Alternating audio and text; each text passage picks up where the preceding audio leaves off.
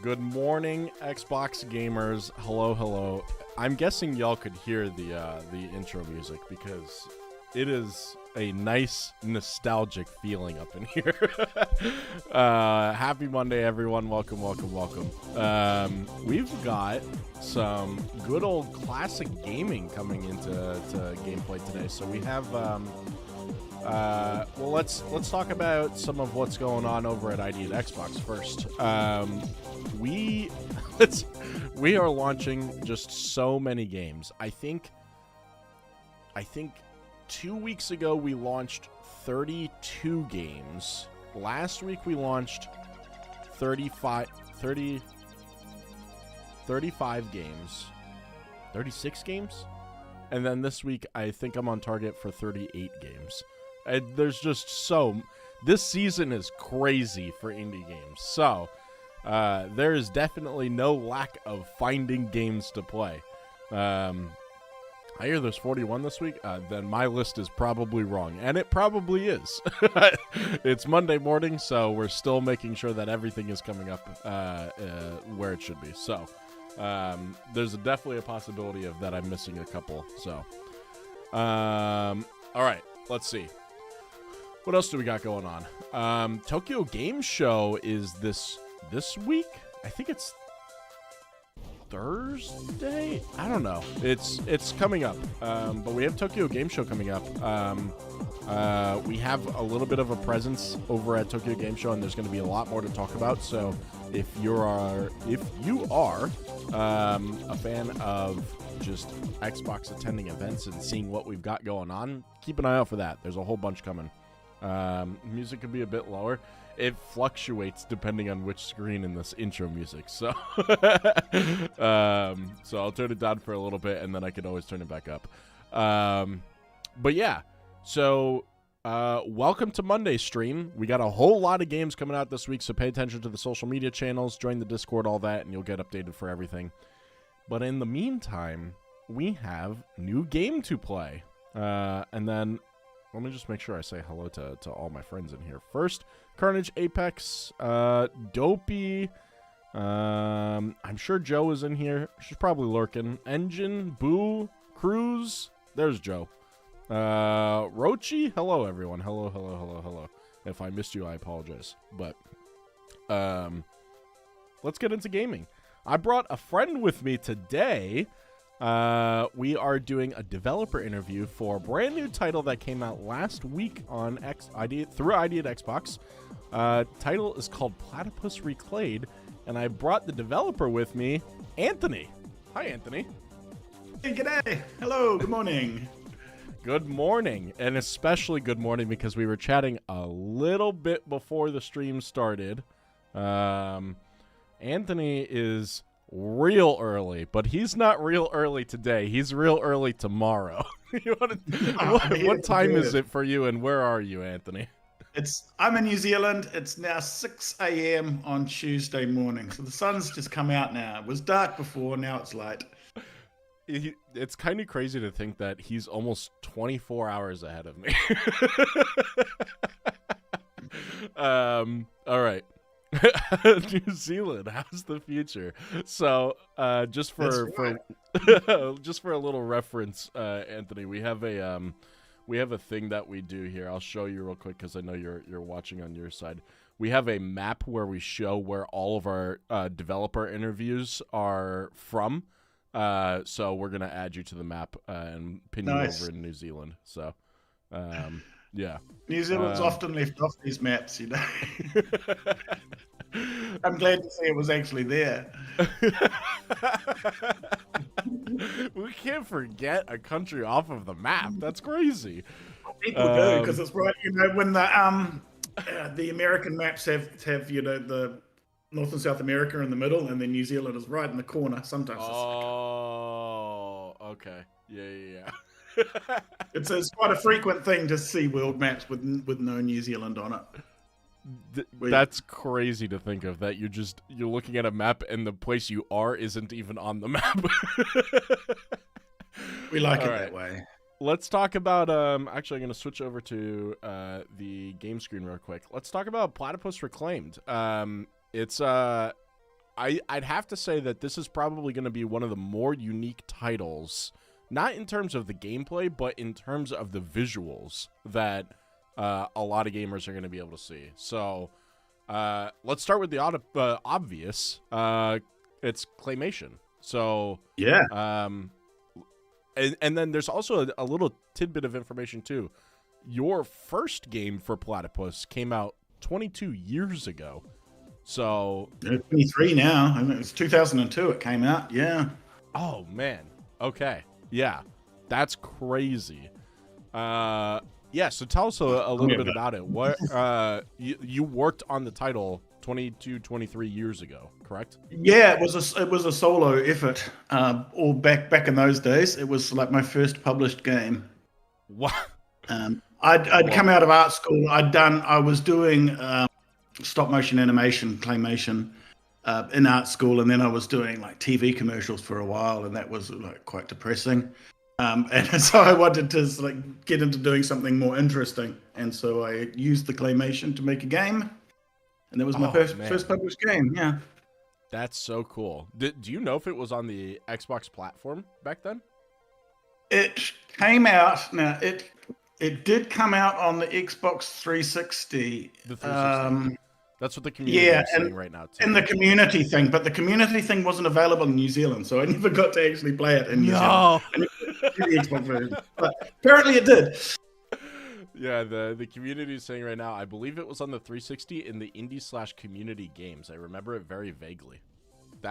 The fact that you remember that, Carnage, is crazy. That was 20 years ago. I know. Okay.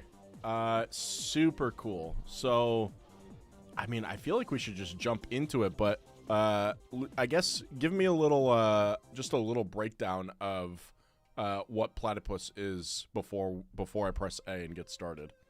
It's very much an old school kind of shoot 'em up based on the arcade games that I played when I was a kid. So it's very much an 80s kind of style of it was a retro shoot 'em up. Even when I made it 23 years ago, it was deliberately retro. So you can imagine it's now like it's double retro. Double retro. Double retro. That should be a new coined term. Double retro. We get the double rainbows. We have a couple people in chat saying that they remember playing the game 23 years ago. That's wild to me. I mean, a lot of people have said that to me. I mean, a lot of people played it when they were kids. I think a lot of people saw it on their school computer. Yeah. When they were kids, it got around the in the classroom computers and that. So a lot of people saw it then at an impressionable age. This is the whole reason we made this, is because there's so many fans of the old game that just kept coming back to me. Year after year, they'd find me. We'd be doing other things. We'd be working on other games, and that Platypus fans would turn up. That's we awesome. We gave them a channel in our Discord, and they just kept coming. There was more and more of them, and then we were like, okay, it's looking increasingly like we're going to do a remake sequel to this old game, because the fans just kept finding us. That's so cool. Actually, Carnage, if you or any of the mods really, if any of you could find their Discord for us real quick, so that way we can share that link in the chat for anyone who's interested, that'd be awesome. Reclayed was literally a childhood dream come true for me. That's so cool to hear. All right. All right, let's jump into it. Oh god. Easy, regular, hard, nasty. Yes. Now, we're already working on a patch because we have discovered that some people find easy is not easy enough. So we are going to be bumping all of these difficulties up by one. Easy is going to become the new regular. Regular is going to become the new hard. So it depends how much experience you've got with these kinds of games. Some people nasty mode that unlocks after you've finished the game, but there's in the options you've got the option to unlock it straight away if you want to see that. But that's like really at the brutal end. Some people have managed to demonstrate that they have no problem with nasty mode. Other people struggle with easy mode. So we're going to be coming out with a patch really soon that has another difficulty, just because the skill range of people with these kinds of games is so large. Yeah. Some people have never played this kind of game before. Some people have been playing this kind of game for 40 years, All right, I gotta try regular, knowing that it's going to be the new hard. Let's see. Oh god, there's so many people commenting on the original. Honestly, Sam, I played the original demo, or I played the demo multiple times while waiting for the main game. Anthony, quick question: did you add the original game within this remake? Meaning, can you play the original? Yes. Yes. It should be in extras. If you go into extras, yeah, if you go into extras, there it should be game mode. Oh, Boom. That's so cool. There you go. Okay. Well, one of the reasons we originally felt like we needed to do this was because the old version, it's still, selling on PC, but it has terrible compatibility issues because it's 22 years old. And so many people can't run it anymore, So we're like, we'll do a remake, and we've included classic in the remake, so people want the full dose of nostalgia. It's there. That's so funny. Anthony, Platypus was literally one of the first PC games I ever played. Hope to get Reclayed soon. I love you guys. That's awesome. Oh, that's awesome. And Carnage is sharing the Climatic Discord channel. So if you're on Twitch or YouTube, take a look at the chat. If you want to join their Discord, talk to Anthony and the rest of the devs over there. So, let's see. Yeah, we're on there every day. Our Discord is very active. So because our team is all over the world, we use Discord as our meeting place for work as well as interacting with our fans. So there's always members of the team on Discord. That's cool. Okay. Ooh. So all right. Smooth. Okay. So we do have the option to be able to play multiplayer. Is the game local multiplayer, or is there an online component? Local multiplayer, yeah. Okay. Unless you play through a thing that allows remote play through the. Got it. I mean, it's so much extra work to have inbuilt online multiplayer, and online multiplayer. Past games, it ends up doubling our workload. So we deliberately were like local multiplayer for this. But I've already seen people using remote app things to. Yeah, there's definitely workarounds that you can try and find. So, oh my god. Okay, I'm still getting used to all the things. Sorry, you gotta make you concentrate already. I know. That's usually the problem with these streams is trying to ask questions and pay attention to the answers while surviving. Yeah. Okay, so. All right, let's talk about some of the obvious. A game made out of clay. I guess. So I went to school for video game design. I went for 3D modeling and texturing when I was in college, and now I live in marketing. So creating a game in clay is not exactly what I learned when when I was in school. So I'm curious, what does it mean to make stuff in clay and then, oh my god, I'm already dead.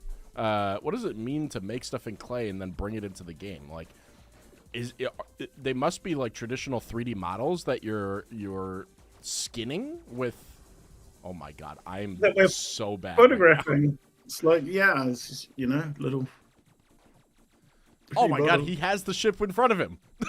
Yeah. Well, this is actually, this is not I could get some of the real ones. This is just like a demo one that I made. We had a little thing where we sent out packs for people, and I made a little video demonstrating how to make one of these ships. The actual ones are a little bit bigger than this, but it's the same. Get it on camera. That's so cool. Oh, I know. +1 death already. Yeah.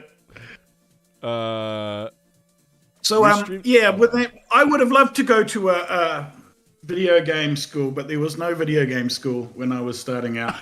There really wasn't. There was no pathway towards video game development as a career at that time, because nobody thought that video game development was a career, in the late 80s of that. Like, I graduated school, 12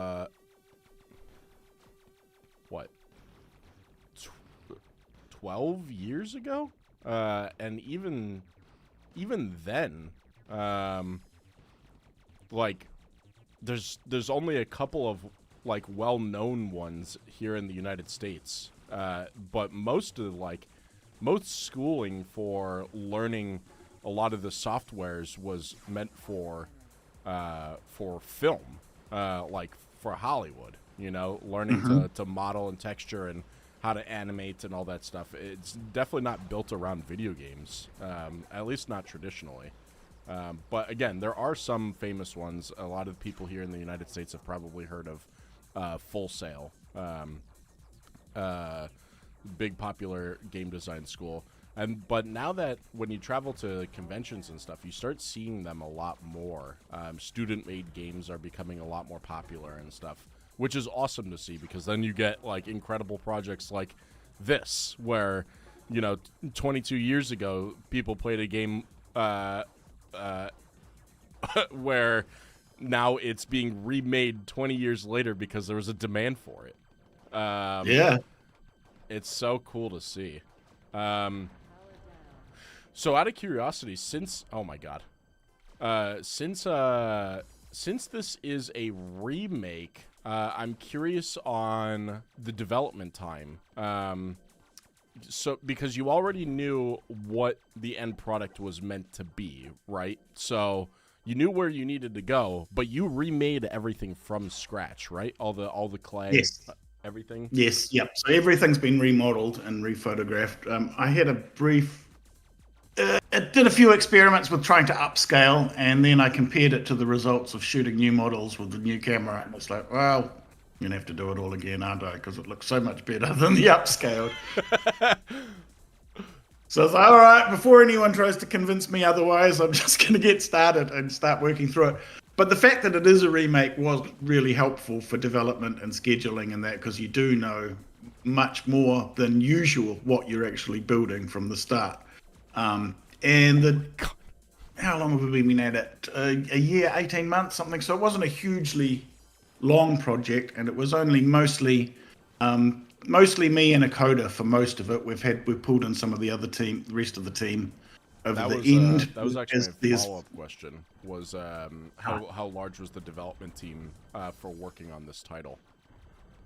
Yeah, so most of the time we had just one coder and me, but there's been a few other people have come. We've got like someone doing project management, we've got someone on marketing, and then we pulled in a couple of the coders who were working on another project at the end, because there's all kinds of things that have to happen at the end of the project, and we've got to do things for store pages, and there's all kinds of technical things that need to be done. But for most of the development, it was me and a coder. We had one coder, and she had to go and have a baby. So that Shy was our first programmer. She had to leave the project because she had was going to have a baby. So Michelle came on, and he was our our main programmer. I was design, art, some code, and we had another. Michelle is contracted from Blackdrop. He's not one of our studio, but Blackdrop was programming, and also Max from Blackdrop has handled the ports to all the other platforms. Oh god. But design is me, the art is me, and all of the scripting and things is me. Man, that's so cool. And to think that like 18 months, like, I mean, there is a slight trade to that. You are obviously an established game developer, like you've been doing this a long time. Yeah. Because this is quite the project for, especially like considering that this is actually kind of an interesting to say. That your game is handmade, and that's not discrediting anyone else that makes their art through Photoshop or anything where they're hand drawing it, but you're hand making it with clay. Like it just seems like that there would be so much more time involved because you're having to make that, and then how does it work from there? Are you scanning the clay models with some sort of 3D scanner, or are you? These are just 2D photo. We've done that. We've done that in other projects. I've got a 3D scanner sitting out there in the garage where I do all my shooting. But these are all flat photographs. This is exactly the same technique as the original game, just using flat pictures cut out. And part of the reason that we did that was because the original game had quite an active modding community, and we wanted to make sure that the remake was just as easy to mod, which means that you can just open up. We've supplied everything on our website, all of the source images and that, and you can just open them up in a photo editor or whatever, and you can make your own custom things. Or if we had a complicated project process with scanning and things, obviously it wouldn't be that accessible for people to just fiddle around with. So right at the start of the project, when we were thinking about what's our technology going to be, we made a deliberate decision to do it just as old school as the original. Just it's photography, flat photography. So I've got a camera set up on an animation stand, take all the animation shots, cut them out, turn them into sprites.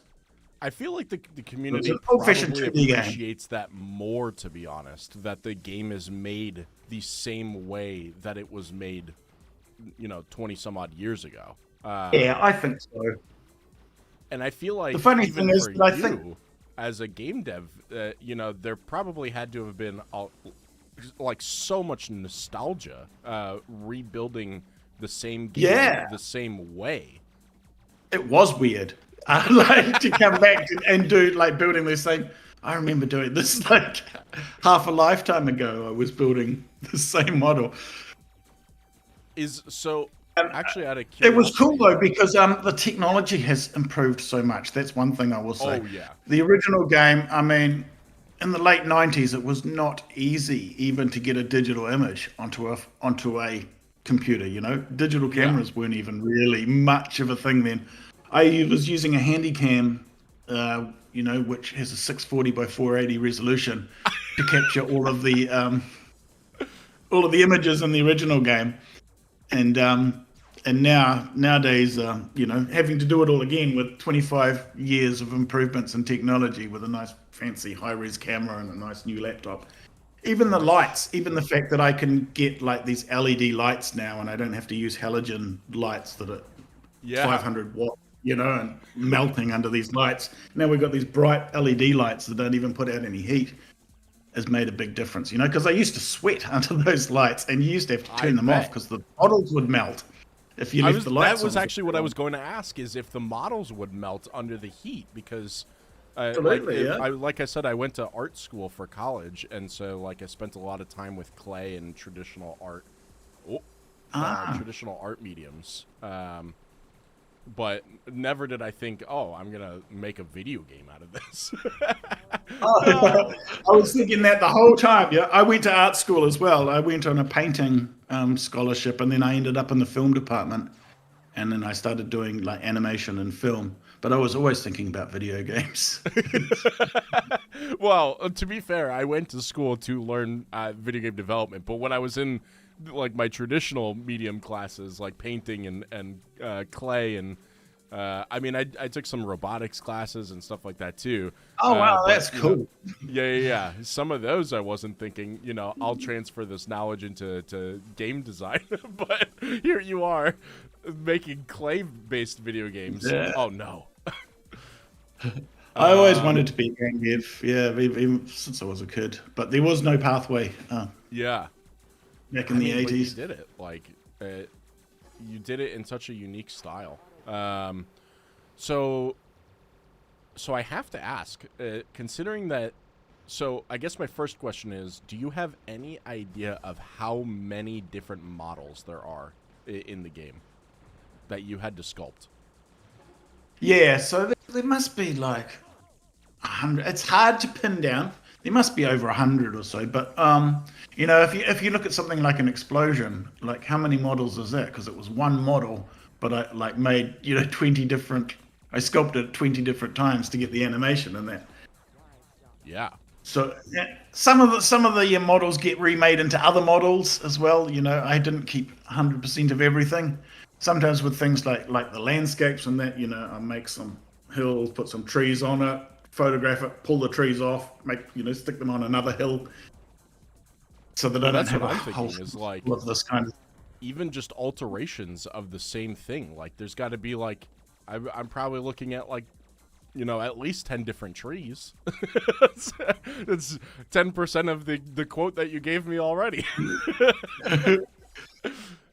It's very one of the things that got me into using clay in the first place is that it's very easy to improvise with. Yeah.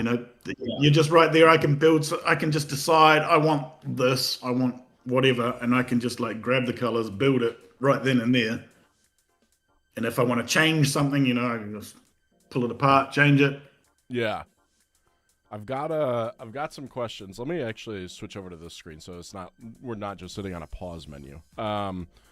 I've got so many questions from chat. Okay, here we go. I heard some new songs were added while I was playing the game. Do they still follow the original idea of them being remixes of the Commodore 64 songs? Yes, and we have more.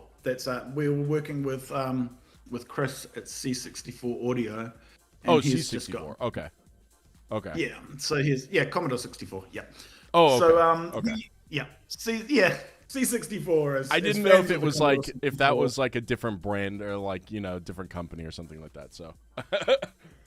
Yeah, no, it's just us old people that's referring to the old Commodore 64 as the C64, as it was. So Chris has got like a huge archive of he's been at it for years and years as well. Like C64 Audio was around when they made the original game. It's still around now. They've got albums and albums worth of Commodore 64 remixes. So we're trying to include all of the tracks from the original game. There's been some licensing issues that have meant that one or two tracks were not included. Yeah. But we are chasing them up at the moment to try to get them included, because any track that wasn't included, we've got fans of the original going, it was my favorite. Calling it out. Yeah. It's so funny because that's a modern issue, like music licensing. Sure, it's been around forever, but like re-including it within a video game kind of a thing, like that is a massive problem today, where games that were created 15, 20 years ago are now having to either get pulled because their music isn't owned by the actual game itself, and it has licensed music in it that can't be saved. So a lot of devs are actually going through and rebuilding, like assigning license free, or they own the license. They'll go purchase the license for the game so that way it doesn't have to get pulled. So it's really nice to hear. Yeah. Yeah, and if we were starting again now, there's definitely something to be said for owning the license to your own music. But it is, we are happy that we were able. We're just glad that we were able to get the license back. We own the game. The music was licensed, so it is exactly that situation. Yeah. But Chris has been really helpful, and we're just chasing up a couple of things that hopefully we can get those final tracks on. But we've also awesome. included some extra tracks from Chris's archive as well. So it's been expanded. But yeah, any track that has been missed out, has obviously caused tears to be shed. So we're working on it. Yeah, there's definitely a few comments here. I heard the song in the bonus map. It sounds just as amazing as the other songs, and it sounds really unique. Let's see. These are the compositions by the classic British 8-bit composers. We got like Martin Galway and Rob Hubbard were the main composers of most of the tunes on here, and they're sort of like 80s legends. Okay, very cool. Wrote lots of banging tunes. Yeah. I think the coolest and most unique artistic techniques in making games is what helps them become so memorable and nostalgic. It's why I think Platypus is so amazing, and it's also fun, which is true. There's some games out there, like if you look at like what such a memorable experience for me was playing Cuphead for the first time, because it was all hand drawn art. Every single frame in the game is hand drawn, and the same thing for Platypus. Like as we go through, it's all. Everything is made of clay. Well, okay, tell me about the skybox in the background. We have a moon. Is the moon clay? Clay. The moon is clay. The skybox is just the sky is just a gradient, but yeah, the moon. I made a little moon. That's awesome. All right, hold on. So I'm trying to make sure that I ask all the questions, because chat's asking and mentioning a whole bunch. A little bit of happy tears, by the way, when I first saw Reclayed. I would have put up with the jankiness of the old Steam to play it, but because it was worth, but now to have this now is awesome. And then a bunch of people commented on the cheese gun that I acquired. Yeah, so that's one of the things that we added to the new version.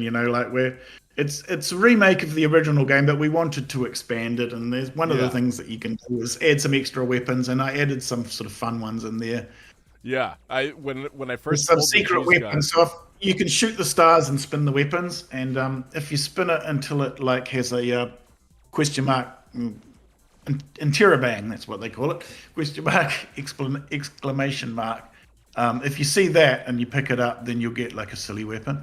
Yeah. So there's silly weapons hidden. Oh man,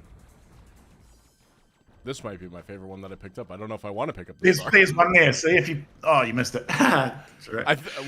I purposefully avoided it because I didn't want to get rid of what I have now. Oh, good. Oh, but it adds on top of it. That's cool. Yeah, you get like an extra 20 seconds, I think, every time you pick it up. So they're timed. We're also increasing the time a bit because people felt the time was a little short, but they are timed weapons so that you can't just get the best weapon and carry it through the game. You have to keep changing. Okay. So it mixes up the weapons quite a bit as you go through. Yeah. Oh my god. You're getting so much. That's dodging. One of those little difficulty spikes that I'm just like slightly massaging at the moment. I now just going through at every difficulty level and going, okay, is this hard or is this medium? Yeah, I now understand the whole balancing. Actually, I'm curious. Since the game is pretty small development team, I don't know if I'd necessarily call it solo because you had definitely not solo this time. The original game was pretty much solo. Yeah. But this time, I mean, I could never have done it without the support of the rest of the team, and we did it like in all formats, release and everything. You couldn't do that solo.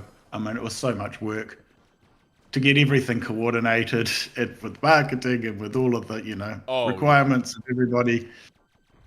Oh yeah. It definitely helps a lot. It's trying to deal with everyone at once, all platforms. Because we decided to do an all platforms release at once. Yeah. Because you got to try these things and experience them for yourself. To do sim launches and stuff. All right, let's see.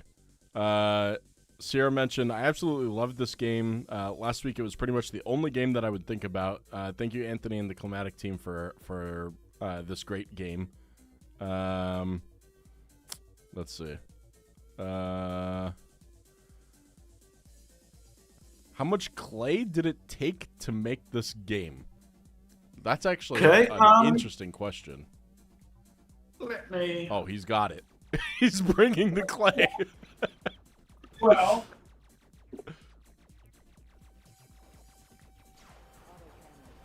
I bought about 2 boxes this size.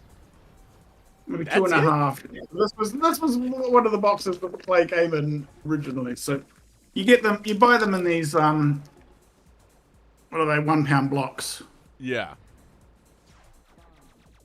So maybe 50 of them, 25 kilograms of clay, 50 pounds, something like that.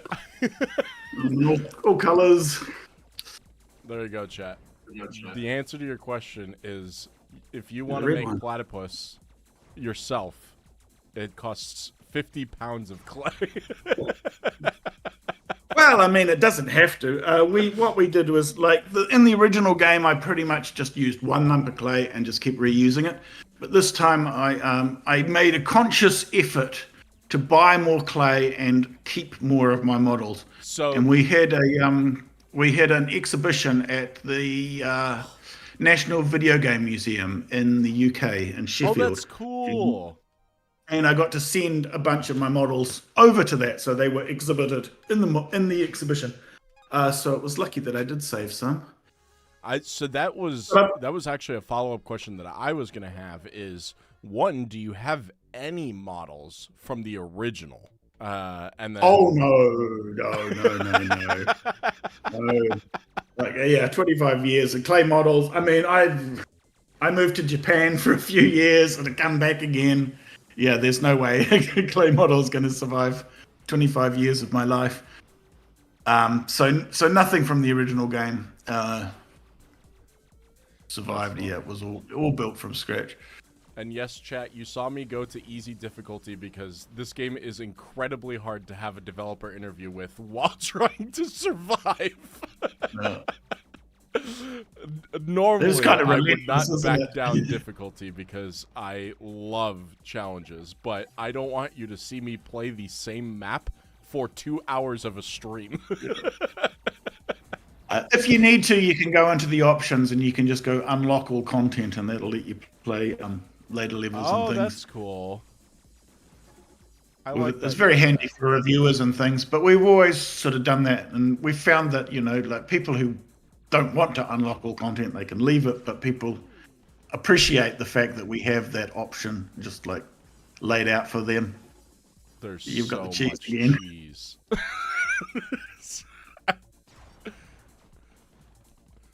Okay, so you kept models this go around. Out of curiosity, so you said there was an exhibit where people were able to go see it. What is what do you plan to do with them now? Because, like, you spend so much time. Well, I mean, 18 months, still a good amount of time. You spend so much time making this game. Is there any sort of, like, saving them for future projects, or is it more of a keeping things for nostalgic purposes and memories? I mean, it's not nostalgia for me. I've kept a few models. I've kept because I might, like, for example, the player ships. I was glad I kept them because then we could shoot them some more pictures for key art and stuff like that. And you never know when something might come in handy. But I've got, like, a couple of cabinets full of models now. That's so cool. In the garage, and it's like, well, if another couple of games, and I'm going to have an entire garage full of models. So I don't know what to do with them. That's so funny. So I know that we're talking about Platypus here, but just for chat that's new, and for me because I don't know. So I mean, it's been 22 years since you released Platypus. Are your other games also claymation-based games? Uh, we had a run of misfortune in the late 2000s. Our company went under, and we ended up like a game that we'd been spending years on ended up not coming out. But we have another game called Clodhoppers, which is in development. It has the same look, but it is using digital scans. So it's 3D renders of clay models. So Oh, cool. similar kind of look, but it's slightly different. Yeah. It's interesting that people really respond strongly to the old-fashioned claymation, though. We found it's like been a really strong response to when we did this. I think much more so than it was 20 years ago in a strange kind of way. It's like people are more impressed to see someone doing this now than they were when I started. Yeah. And people are like way less impressed at seeing 3D renders in 3D models than they were when I started, I think that there's just like, I don't know, some sort of nostalgia. Like, I think of like old school television, like 80s and 90s cartoons and stuff like that, right? Where there's such a, I don't know, there's such a good feeling to wanting to play something like this. And it's one of those just pick up and go titles. You want to just go in and just shoot 10 million bullets and just have fun for a good hour play, and then you move on with your day, you come back and do it again. There's just such a good feeling to it. So I think that was something in the original that I mean, we have no idea. You have no idea as a developer why people like one particular thing that you did above other things. But I think the simplicity was. I mean, obviously the visuals are a big part of it, but the simplicity as well. Yeah. And the fact that it's one button game. And we've kept it as a one button game, so we've kept that. That is absolutely it. Yeah. For chat who hasn't played before, it really is joystick for just moving all around the screen, and then right trigger for firing your gun, and then that's it. So makes it super easy for anyone to jump in and play. I want to make sure that I can read a lot of this stuff. Let's see. Well, the models are played in multiple spots in the map, so thankfully he doesn't have to make a clay model for each individual enemy ships. Then it'd definitely be a lot more. Absolutely, yeah. Make like 1,000 UFOs. One for everyone that gets shot down. Well, it's been 25 years. I just turned 29. 23 years, but yeah, almost. 25 years since I started it, I guess. That's true. Yeah, a couple years of development. It would have been 2000 when I started making the original game. Yeah, that's crazy. And to think you started the original game before the original Xbox came out, because the original Xbox came out in 2001. So that's crazy to think about. The first game came out on CD original because like downloadable. It was kind of before downloadable were a thing. Yeah. I like that. I mean, that's how I originally started playing World of Warcraft. World of Warcraft was a disc-based game. I think the first World of Warcraft box was 7 CDs to download the game, something like that. So, yeah, it was crazy. Yeah, I remember I had Baldur's Gate on 5 CDs. What was that? Baldur's Gate came out on 5 CDs.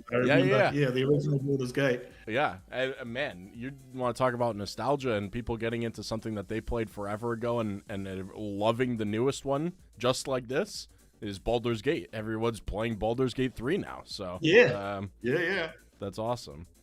Let's see. Get them while they're young, get in there, get into people's minds while they still have the attention. Plant a seed. Also consider the beginner ship. The 2 shields come in handy. Good tip. I will definitely do that if I'm failing. Chat loves the cheese gun. Let's hope the enemy pilots aren't lactose intolerant. That's their problem, eh? Do achievements unlock in easy mode? That's a good question. Do you know the answer to that? Yes, generally. I mean, there's some achievements that you need to play on harder modes, but unless the achievement says that it doesn't, then it will. Okay, got it. Ban easy mode in all games. They are literally adding another mode because the difficulty is crazy. So there's going to be 5. We're not touching the harder ones. People love the harder difficulty. People who like difficult games love the harder difficulty. We're just working on making sure the easy is easy enough for people who like it easy. I loved playing because we don't discriminate. We're not going to be we're not going to be snobs about it. I love playing with this. I love playing this with my brother as a kid. Would love to see you try some preservation through 3D scanning, Anthony. Oh yeah, well I can certainly do some because I've got one. A lot of the models are in their destroyed state, which is another thing. Any of the large models, any of the large models, they've animated as they get smashed up. So all of those models that get smashed up, they're obviously left in their smashed up state as the final frame that I took. They start out pristine and then they end up with that. Well, yeah, there's an example. Guys. Yeah, like these guys do. Yeah, they start out with a pristine model and then by the end they're looking with bits hanging off them. Yeah. That's which I think actually they're more detailed that way, so they kind of get more interesting as they get damaged. Yeah. I mean, it is cool to see them go through their damage states. So it's kind of cool that you get that you kept the damaged ones at the end because, like you said, they're more detailed. There's more to them. It gives them more character. And plus, you're gonna have a lot of pristine ones anyway. Just while I remember, if you go into the gallery in the extras, you'll see some behind-the-scenes pictures. Okay. Chat, remind us to go to gallery next time I game over. They'll tell us. Chat's good about that. All right, hold on. I want to make sure that I'm getting everything. Anthony, I have to ask this question. Where did the idea of food come from to use as power-ups? Because that's your new edition, correct? Yes. Well, I was you make bullets. I'm making the bullets out of clay, and they're just like blobs.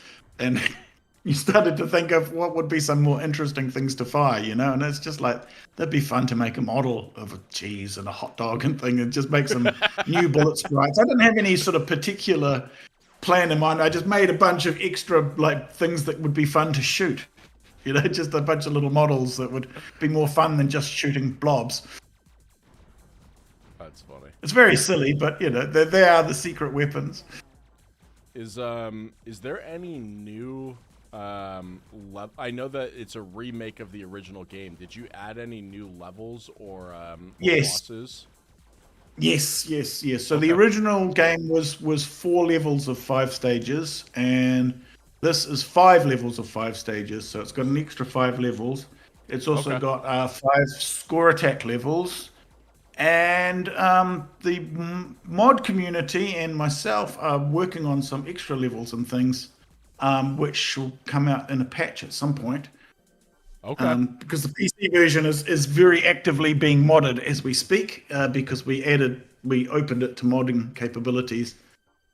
So we've got people working on all kinds of things at the moment, and they will find their way to the console versions in due course. Yeah, chat. If you're interested in all the stuff that the modders are working on, join the Claymation Discord, or Claymatic Discord. Sorry. The Claymatic Discord has a lot of communication going in there with everything Platypus. So. That's your chance to shine in there. All right, hold on. I'm trying to catch up on all the questions and everything. Let's see. By the way, will you ever release Reclayed to mobile? This would be a perfect game on the go. I could actually see that happening too, because with a essentially 2-button, because it's 1 button but then a joystick, so I guess 1 button game I could very easily see it being compatible with Yeah. mobile devices. So. Well, the original game did come out on mobile. Oh, We did it? don't have Oh, any cool. immediate plans for a mobile port, but it's certainly, something that we'll consider. Yeah, that's super cool. Oh god, I just ran directly into the. Certainly some people have been asking about it. But yeah, our focus is on PC and console at the moment.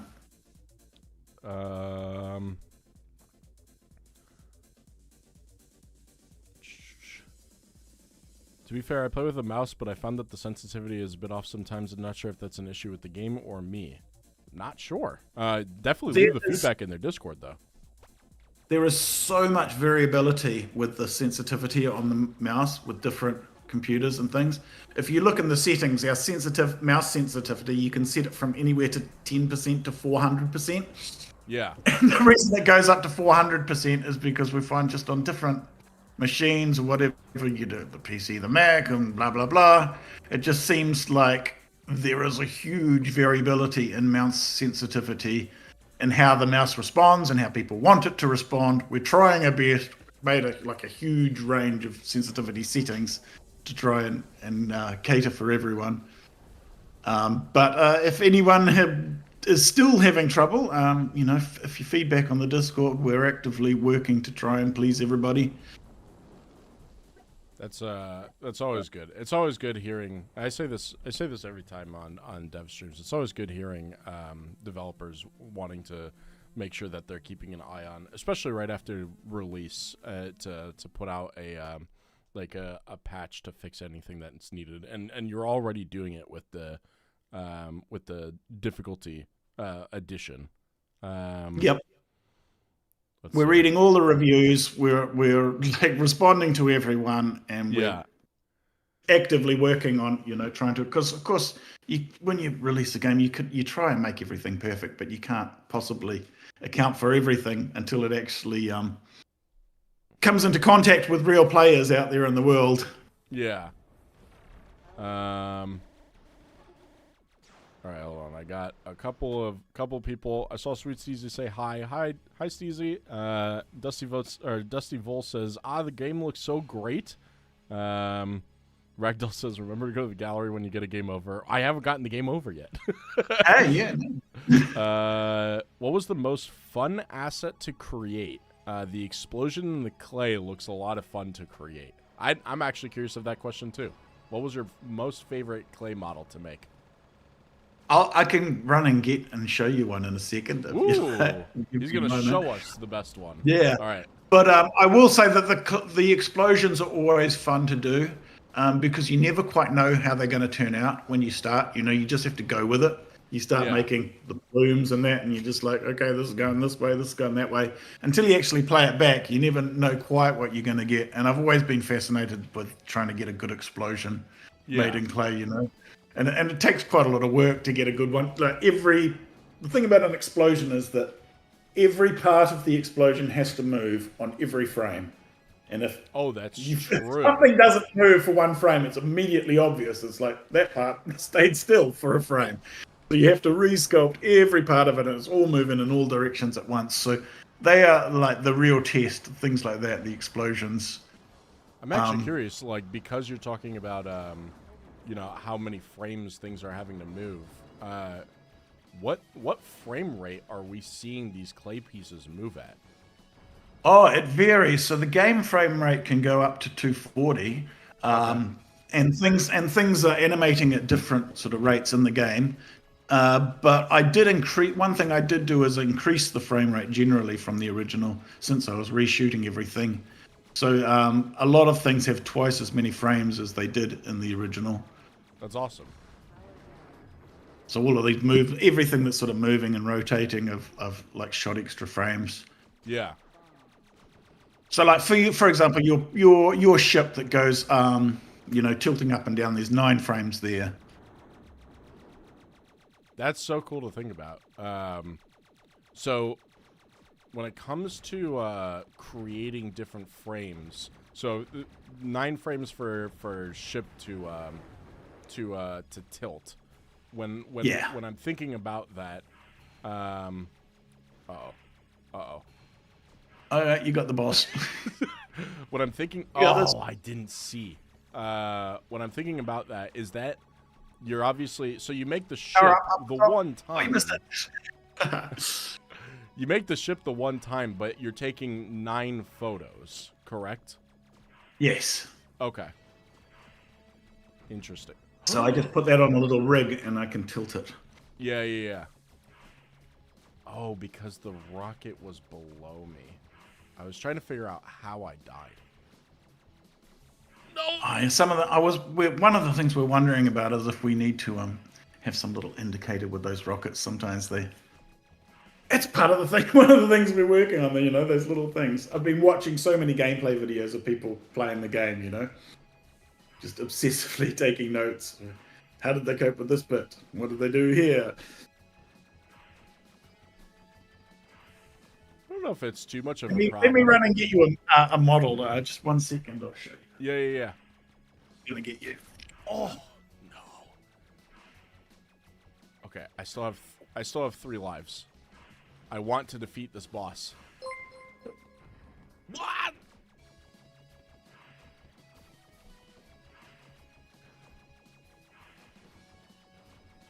Oh my god, I have 1 life now. No! What is this? I did it. Oh my god. Ugh. Alright, chat. I'm trying to make sure I catch up with all your questions. You have so many. Have you unlocked an achievement yet? Yes, I have. Apex. Alright. Let's see. Chat, you have so many questions. I'm trying to make sure I ask them all. Oh, here we go. Oh, wait. I don't know if it's going to move me into the next one super quick. Okay. You got through level 2. I did. I managed to be... Yeah, this is a fun model. Whoa, the Earth. Yeah. Oh, this way. Whoa. Probably the biggest model that Look I made. how I made cool. it on the made it on the vase. I got like a round vase like this. Oh, yeah. And just built it all around the outside. That's so cool. Oh, yeah, you see that on the level select screen. It turns around. Whoa. That's awesome. Yeah, so that was fun. That was fun. Really, really fun to make this model. Yeah. Oh man, that belongs with a couple of ships. That belongs in the museum. Okay. I was a bit nervous about sending this one across the world. That's the only thing. It was built on a glass dome. It was quite large. I was thankful that they actually survived as well as they did. All of the models that I Oh, did you have to ship it for that exhibit? Yeah. I had to ship them from New Zealand to the UK. Oh my god. Okay, I wasn't sure if you brought brought it up them. in cling film here again because I store them because they don't like dust. If they get dusty, it's very hard to get them undusty. Oh yeah. Okay, let's see. So after the most fun asset to create, the next question was, there's going to be patches to the game. Does that mean that we might see a DLC in the future? Do you think that? Oh, okay. Yes, we definitely are going to be looking at DLC in the future. Because like our modding community is already cranking out stuff, and once we're finished with the launch, I'm going to be doing some more stuff with modding as well. We want to put out some free DLC, so there'll be like fun stuff like Christmas mod, even and better, Halloween chat. mod and stuff like that. Free DLC, as well as some extra levels and things. Yeah, so we definitely do want to be providing DLC and additional content. That's awesome. Hey BXL. Let's see. Steven asked, "What about the bonus for passive resistance?" I'm guessing that he's mentioning that in regarding easy mode, maybe.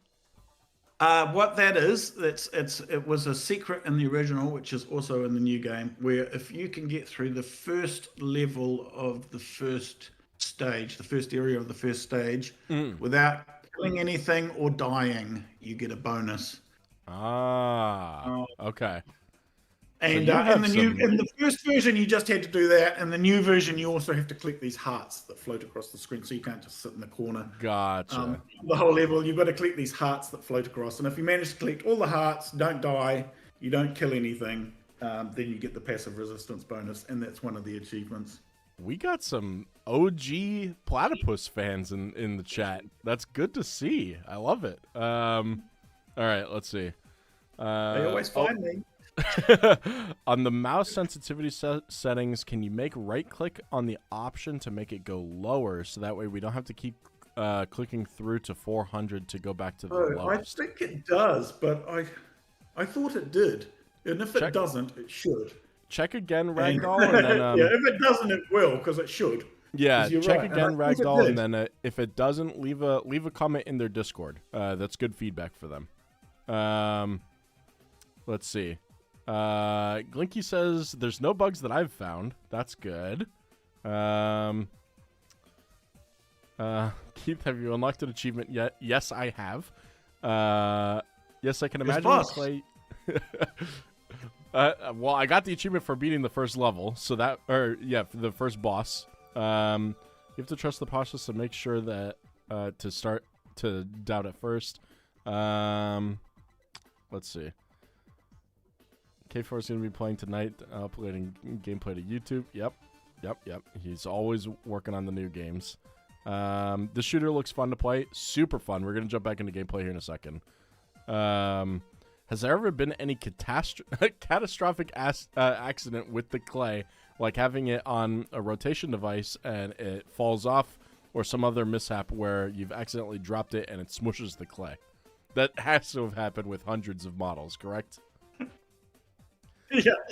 Inevitably, there's been cases where you're working on a model and accidentally drop it on the floor and it ends up with a flat side. And then you just say to yourself, -3 hours. It happens, but yeah. That's so funny. I tell you, the thing that it would annoy me the most that I would do all the time is bang my head on the camera. Because the camera's overhead, pointing down. Oh, yeah. And I'm working on things, and then I donk my head on the camera. Then it's misaligned. And then you have to fix it. So I have to very carefully put it back, millimeter precision exactly to where it was. That's so funny. Apex asked, is there difficulties for completing the game in each difficulty? That'd be a little wild. Achievements. There's achievement for completing it on the hardest difficulty. There's an achievement for completing it at all. There's an achievement for completing it on 1 credit. Oh my god. You have some crazy hard achievements in the game. Which some people have already done. Most of them, I think, are quite. Some of them are silly ones as well. Like there's an achievement for shooting off 3,000 fish in the game. Probably easiest to achieve on the easier setting, All right, let's see. Let's see. Okay, so now I've caught up to where you were showing the Earth. There's so many good questions here. I'm trying to catch up. For anyone who's actually, that's a good point. There's someone asking, someone in chat saying, what game is this? For anyone just joining, today we're doing a developer interview with the creator of Platypus Reclayed. It's a game that came out approximately 23 years ago, where the entire game was made in clay, and brought to each of the platforms and everything, and now 23 years later, remaking the game from scratch, remaking all of the models, bringing it all into Xbox for us from scratch. I can't destroy these bombs. That's cruel. Oh, in okay. easy mode, yeah, because you're in the easy mode. Otherwise, they would explode in your face when you hit them. That's so funny. But yeah, if you're a fan of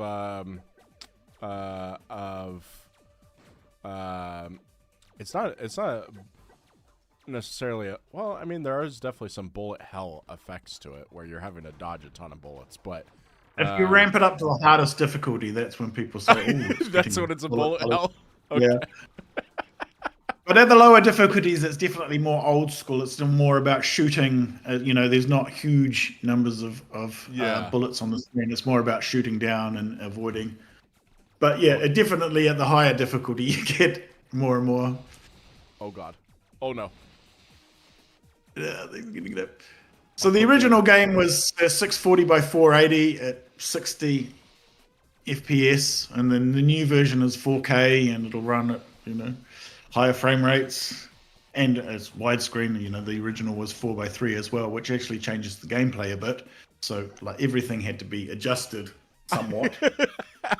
Just because the fact that being in 16:9, you've got an extra 20% of width on the screen, and you can shoot things from further away, and your shots go further and have more coverage. So everything had to be just kind of adjusted slightly. Yeah, we knew that going in, that just changing the aspect ratio changes a game like this so much. So that's why we had to revamp everything and rebalance it all from the original. With the free DLC that's going to be coming out, does that mean another 50 pounds of clay? No, it means that everything that he destroyed, he makes new stuff out of. I've still got plenty of clay. I've still got plenty. I can make do with very little clay, actually. It's just that I had made a deliberate attempt to make a bunch of models and keep them for purposes of sending. People used to find it tragic that I'd smush up all the models after I photographed them. So I tried to keep more of them this time. The way I look at it, the game is the thing, the models are just like a byproduct of producing the game. It's interesting that I end up with these models, but the photographs in the game itself is the real artwork. Well, it's one of those things where it's like, it's kind of like people who collect like props from movies and shows. It is like a movie prop, right? It's something that was built because, like, be photographed for the.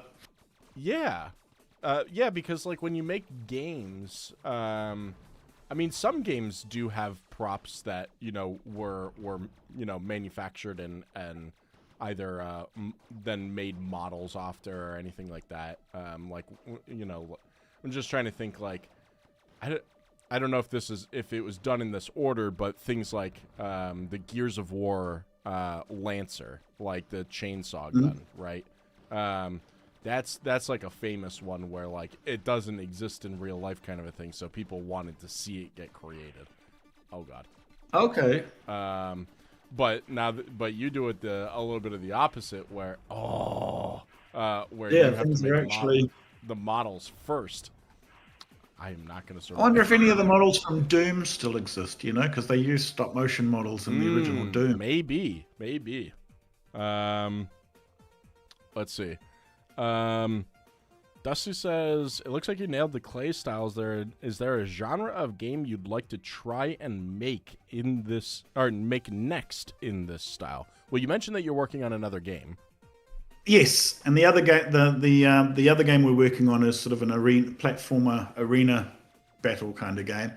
Okay. I love running guns. I love platform games. I love all sorts of games. And so we're not just a shoot 'em up developer. We'll be doing all kinds of things. Yeah. Anything where there's a bit of sort of splatting stuff always works well. I think destroying stuff made out of clay is always satisfying. A bit of the cartoon violence. Let's see. I've watched some of the people play this game and it looks super interesting. Yeah, if I could play this game and ask questions and read chat at the same time, I would. But I just constantly dying. So, let's see. Desi says, do you use Dragon Frame? I'm assuming that you might know what that is. Okay. I do know what it is, and I do use Dragon Frame, and Dragon Frame is excellent. And it's one of those things that I was talking about earlier where the advances in technology since I first started became really apparent in redoing it. Dragon Frame is awesome. Back in the early days when I was shooting on the Handycam, I had a monitor, I had a CRT monitor that I'd, monitor things on. And I would have a dry erase marker, and I'd draw on the monitor my animation guides and things. Everything would be done with the dry erase marker and just sort of done by eye. And now with Dragon Frame, you can, flip back and forth between the live view and your last frame, and you can onion skin and do all of the things. It's a proper professional stop motion tool, and you can just run it on an ordinary laptop now. It's wonderful. No specialized hardware. I had to have a special card in the computer back in the original version just to get video capture. But nowadays, we take all of this stuff for granted. It used to be difficult. Oh my god, these exploding balloons. Oh yeah, you might go around them. Okay. All right, let's see. Has anyone tried to that score mode? I haven't seen anyone do in the video. We could definitely take a look at other modes here in a moment. Let's see. These difficulty is crazy. Let's see. I have an idea for a mod. Platypus, but everything is a fish. You could shoot the fish. There's people working on all kinds of interesting mods. That's true. You can make the mod yourself. We just opened up the modding forum on our Discord just a few days ago, and it's already filling up with people making all kinds of crazy stuff. So you can do like a full mod of the game, or you can do like add-ons which change graphics, change musics, or alter gameplay in some way. Oh god, I need to not have this fist. Yes. Now look, if you check up top, there's one. If you can bang those guys, or try up top, there'll be another one coming in a minute. You can get. Oh, you've lost it anyway. Yeah, there'll be another power up coming up in a second. Yeah. Oh no. Okay. Oh. It is it's actually like quite incredible how difficult these games can get so quickly.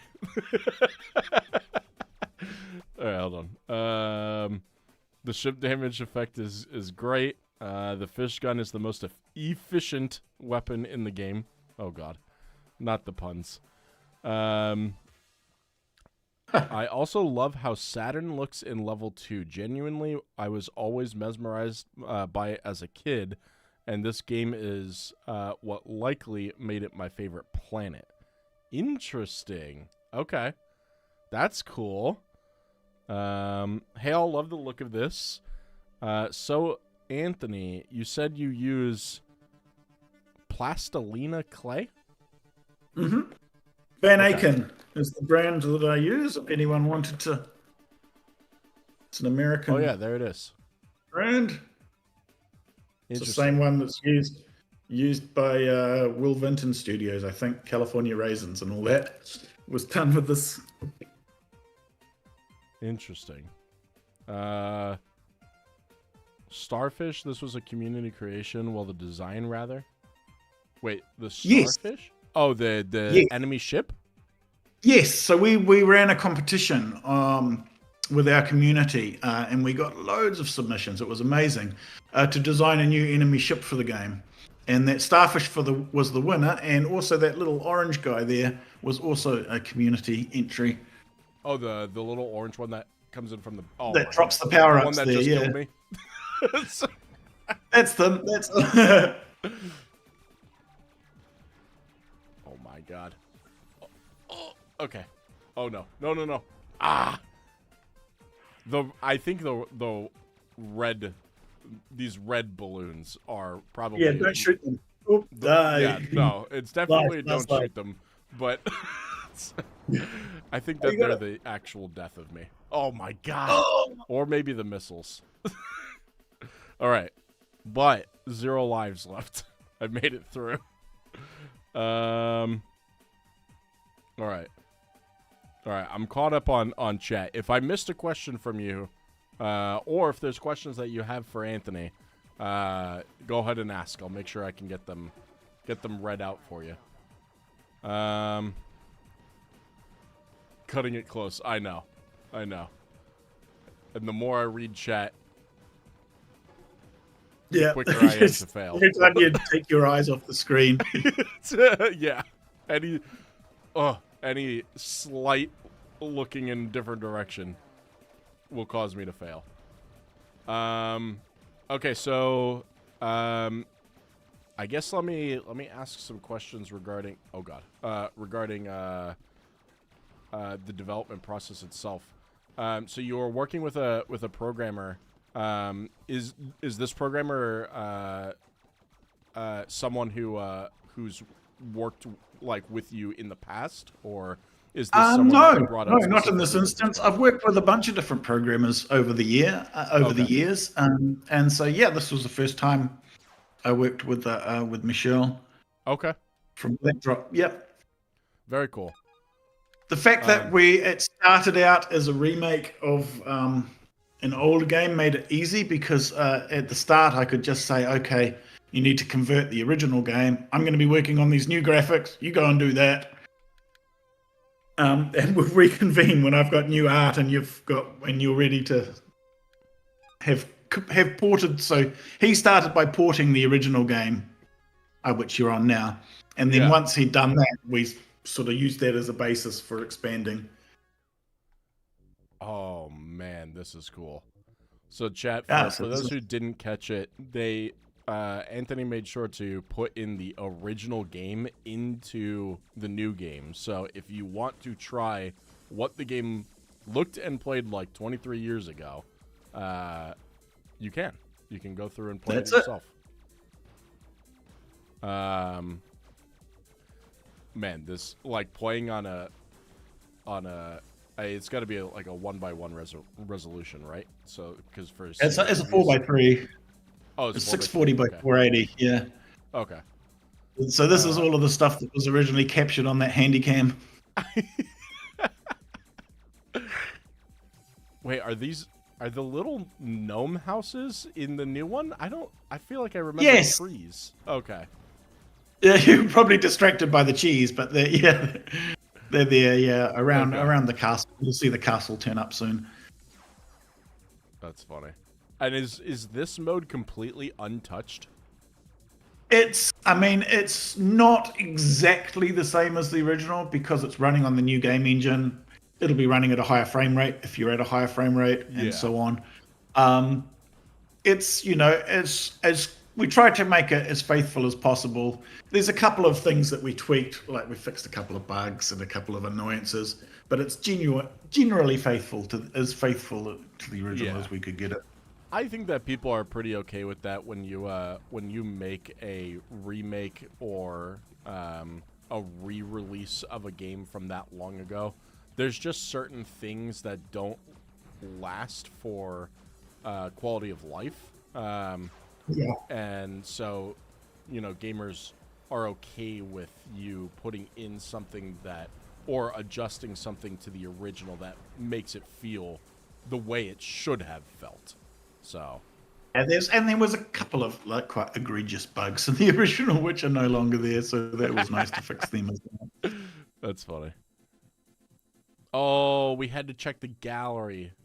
Okay. Oh yeah, All right. I will go back. It won't be the first time I've restarted, so I will go back. Chat reminded me, and I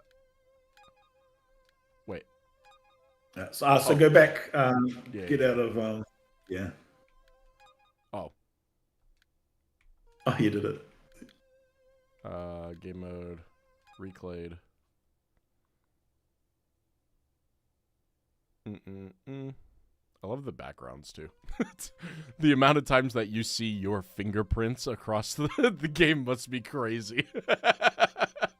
Somebody asked if it would be possible to pull my fingerprints off. It I don't know if absolutely they're would be planning to possible. incriminate me in a crime scene or something. Absolutely, people could incriminate you in a crime scene. Your fingerprints are everywhere. I'll blame it on the game. Let's see. My fingerprints can't be used to incriminate me. Whoa. Okay, so Yeah, yeah. so that's in my garage there. That's, you can see the setup there. Yeah. The camera that I always bump my head on.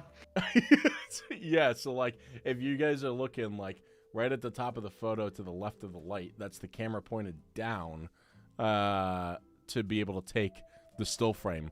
So to take the still frame, so if we're looking at this, you Photoshop out the background of each photo, which in this case it looks like you're doing it on a cutting board. Yeah, I built some of the models I just built on boards and bits of wood and that. The ones that are flat against something, you know? Yeah. Otherwise I'd end up stuck to the table. But yeah. You can see that was like one of the first photos I took, that one. So everything's tidy and it'll get like progressively more and more chaotic as we go through. That's so funny.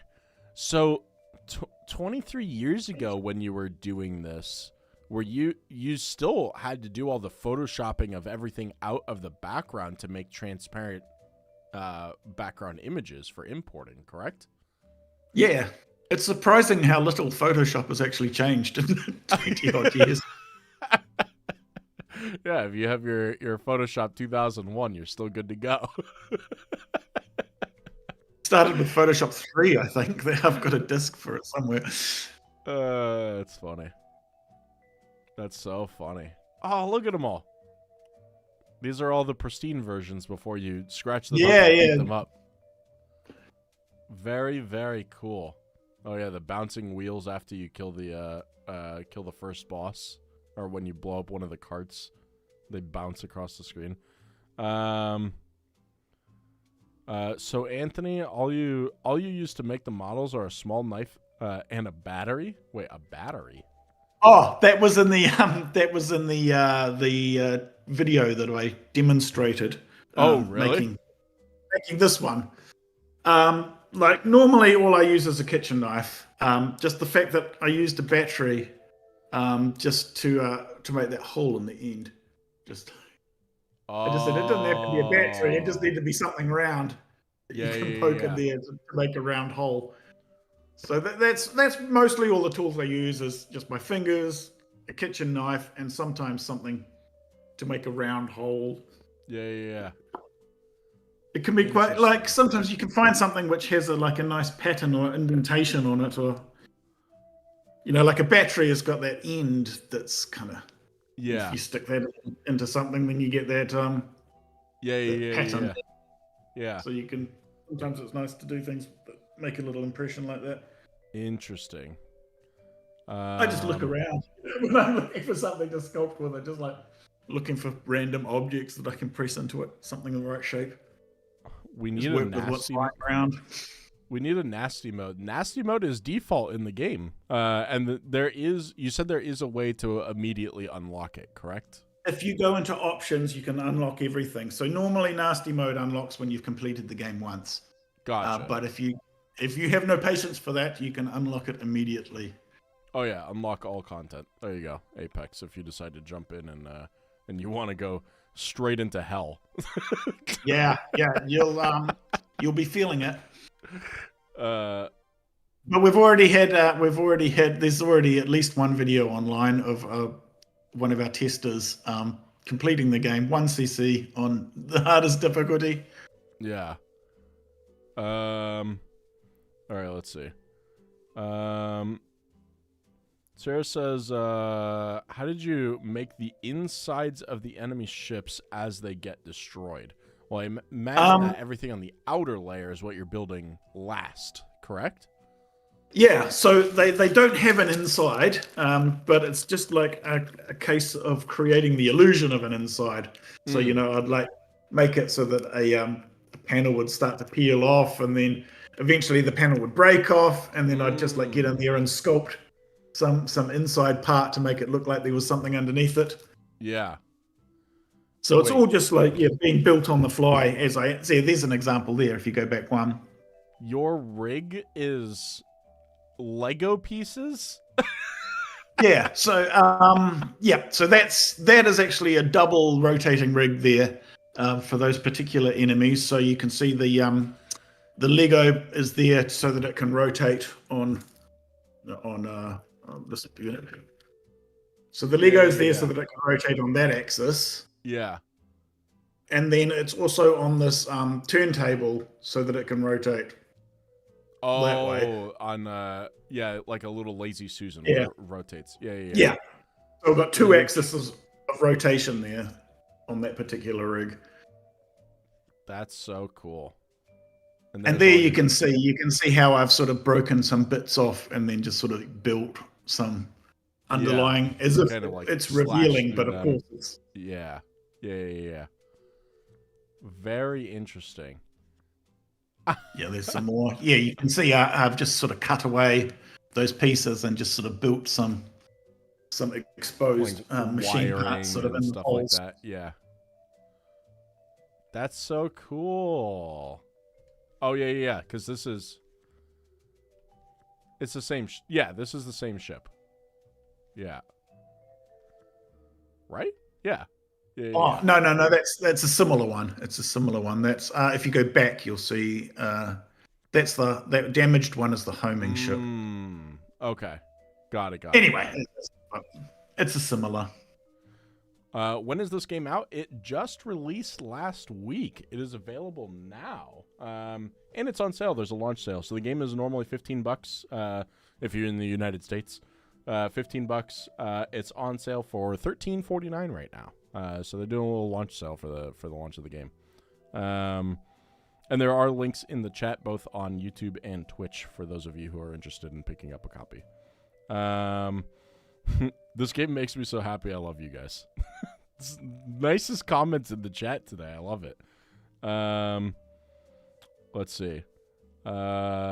Ships are so cute. Anthony, I've been learning how to make plushies, and I'm dying to make a plush and a plover plush at some point. What do you think? I'd love to see those. That'd be cool. We need to see nasty mode by the end of the stream. If you do make those plushes, definitely post them in their Discord. Yes, absolutely. We'd love to see that. Honestly, the plover is the cutest fighter jet I've ever seen, and it's perfect for becoming a plush. Awaiting the platypus. Yeah. Now that you've mentioned it, we will be. Oh yeah, look at that. There's okay. There's all the clay. There's the clay. Oh my god. Do you use any Is it solid clay, or do you use any sort of I don't know, block inside so you don't have to use as much clay? It depends. Like that model there is solid clay, and that's solid clay. But if it was any much bigger than that, like the world map's got something inside it, some of the hills and that, they've got a block of wood inside it. I think I'm using that same lamp in my stream studio right now. I just got I got it from AliExpress or something, some cheap fusion box, and it's just got this big LED bulb in it. Yeah, massive. They're just soft glow lamps. Yeah, I like great. Oh yeah, you can see the camera feed or the camera in the background back there. A little volcano. Yeah, see the volcano's got a little LED light inside it to make it glow. Yeah. These little keyring lights, they're quite handy because they're just they're to go on your keyring, to find your keys or whatever, and you can get them all different colors, tiny little things. There's one there, so you see in the bottom left corner. That's one of those keyrings. Oh yeah. I bought a bunch of them. They're like $1 each. I bought them in all different colors. And if you just even need to put a light inside a model or something like that.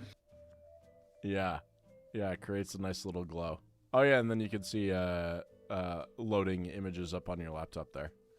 Very cool. Dogs. Yeah. Dogs are always Dogs. helpful in the progress of developing a game. Oh, and the title of the game. That's so cool.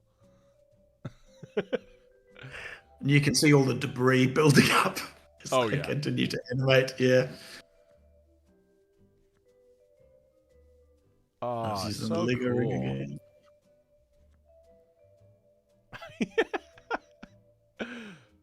There's so many things. That's so cool. Also, your little gnome looking castle is awesome. Yeah. Oh, so cool. Oh, this is what the Earth was sculpted on top of. Yes, there you got some pictures of the globe being built.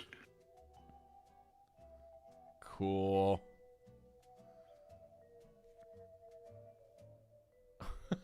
All of your food bullets. Yeah. This is the thing about the clay. You can just have it like a silly idea and you can make it right there on the spot. Yeah. Ah, so cool. Okay. Chat did say that they want to see nasty mode before. I mean, we still got another half hour, all right. but they want to see it. You're going to get completely I'm going to schooled. try it, but it's going to be just... Oh, whoops. It's going to be absolute chaos. Start. Oh, no. Options. Unlock. This is permanent unlock. Chat, you're going to make me do something permanent to my account that I can't undo. Yeah. Well, you can. What you can do is you can relock everything if you want to. Oh, I but can you can't. relock it? Okay. Yeah, so you can go back, set everything back to the start again. Oh, reset progress. Oh, okay, got it. Okay. Oh, God, here we go. It's not going to be pretty. No.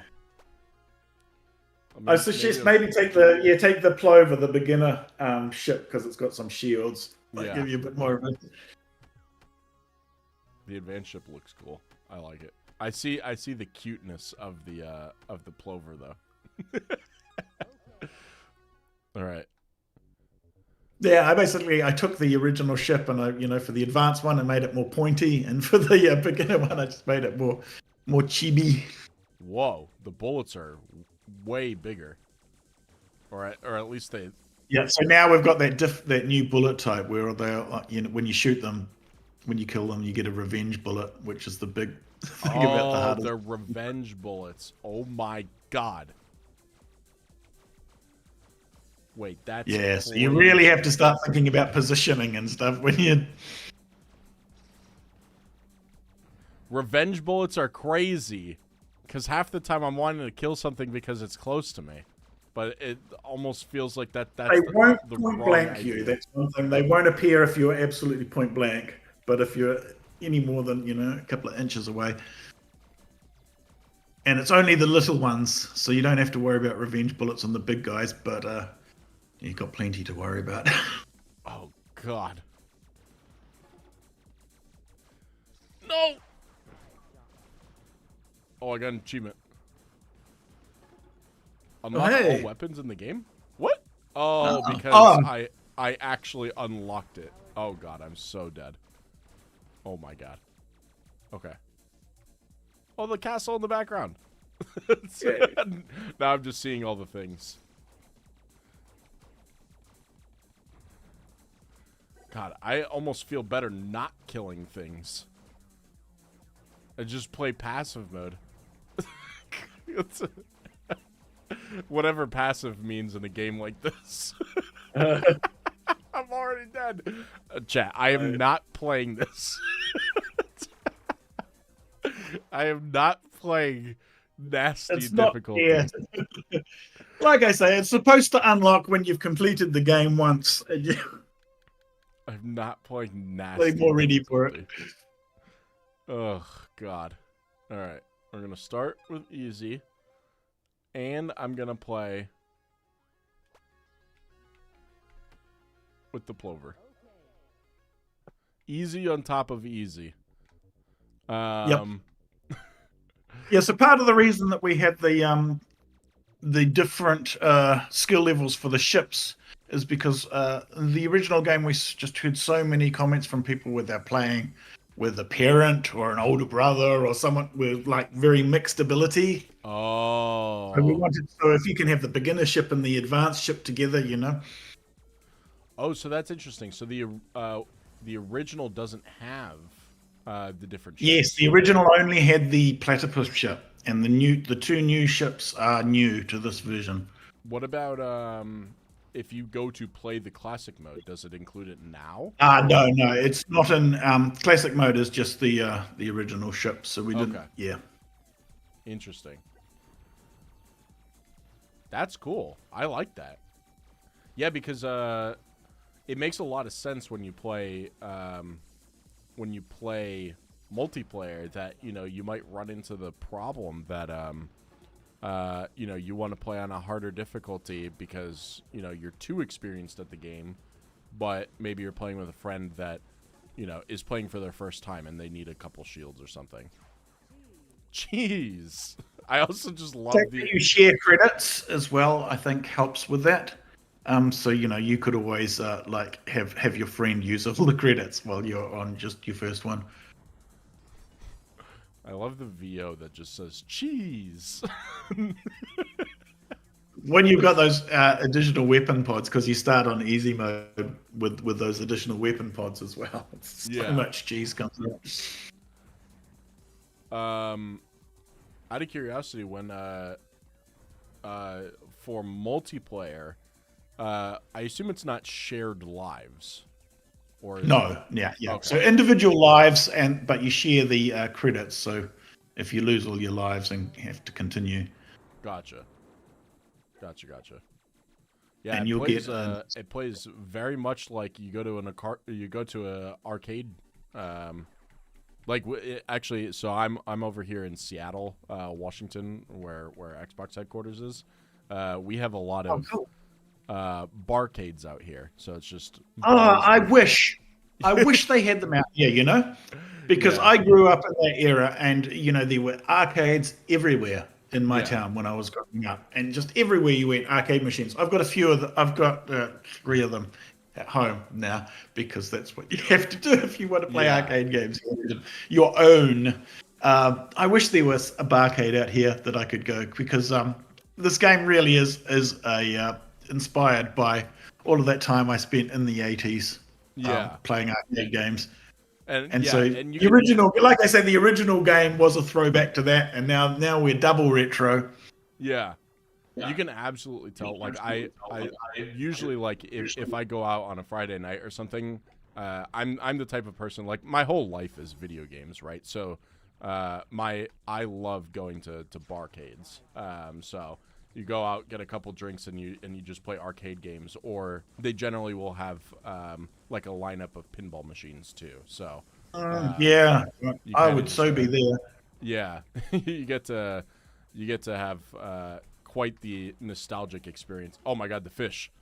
It's a nostalgic experience. Social experience as well that I miss. You know, the social experience of the arcade games and watching other people play, setting the high scores.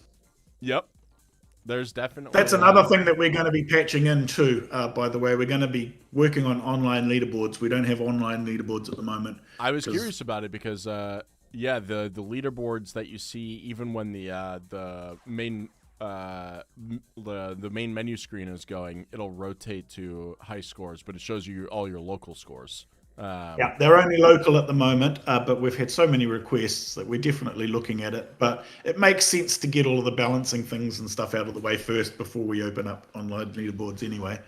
I have a feeling you're going to get to a point where, like, you're obviously very community attentive. So I see you guys getting to a point where you will have done all of the major requests from the community, and then the big request that you will not have done yet is going to be online multiplayer. And it's going to be very high demand. Yeah. And any sequel is going to be more than 2 players as well, because that'll be the next thing. It'll be like, I can play with 2 players. What about 3? Yeah. That's true. That's true. Well, it's so much more balancing to do when you have more than 2 players. And even 2 players, you know, it complicates the balancing. Oh, sure. But any future game will because we are very sort of we love that couch co-op that not so many people do anymore. Just that jump in, the fact that you can jump in at any time, it's sort of a throwback to because it my is university days when people used to come and go the flat. Yeah. It is just a press A to join. I mean, it is like so similar to your arcade experience. You could put it in a cabinet, right? And you could. Everything. That's so cool. Maybe somebody will do that one day. Put it in a cabinet. Extra credits to a coin. I played with 2 of my friends, and both of them picked the Wyvern. It didn't go well for them. Dusty says, "What game is Anthony playing at the moment, and what game is he looking forward to playing?" Good question. Well, I mean, at the moment, I'm playing this because yeah. A dev playing his own game? What? I've bought a bunch of like racing games recently because I do like the old arcade races, and it's just like something different. So happy to play them. I've got Silk Song waiting. Oh no! They haven't opened yet. Yeah, there's no time for me to even look at Silk Song yet, but I will. I played the first Hollow Knight through, so I will get to Silk Song at the moment. But right now, I'm dealing with this. I do have a lot of old stuff as well. I am heavily into the sort of retro gaming, so I've got the arcade cabinets sitting out the back, which I often like. Even though I don't have time for games, it's easy to just fire up the arcade cabinet for 5 minutes, Yeah. Absolutely. I did see a comment earlier in chat that said nasty mode is harder than Silk Song. So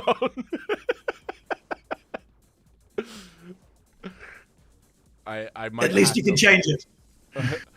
I might also have to jump on that bandwagon because I'm also currently, well, I just finished Borderlands 4 this weekend. It was my first time ever playing a Borderlands game.